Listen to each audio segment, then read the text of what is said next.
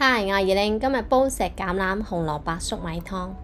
上次買嘅20蚊石橄欖可以分2次煲。石橄欖提前浸佢30分鐘，咁樣比較好洗。材料有石橄欖、豬骨、紅蘿蔔、粟米、薑片、麥冬、無花果。石橄欖洗嘅時候要捽下佢，洗多幾次，因為真係好污糟㗎。豬骨凍水落鑊出水。洗乾淨之後備用。紅蘿蔔、粟米洗乾淨，跟住再切成一嚿嚿。內地11黃金週開始啦，大家都出咗去邊度玩呢？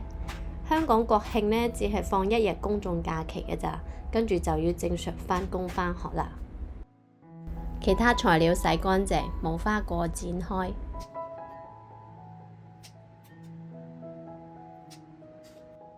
水滾之後，全部材料擺入去，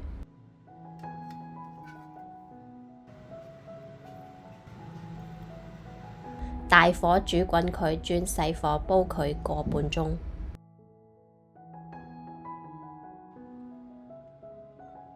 煲好之後就落少少鹽調味，其實唔落鹽都得㗎。呢款湯水飲完之後，喉嚨會好舒服，特別潤喉㗎。你哋都快啲試下啦！我哋下期見，拜拜。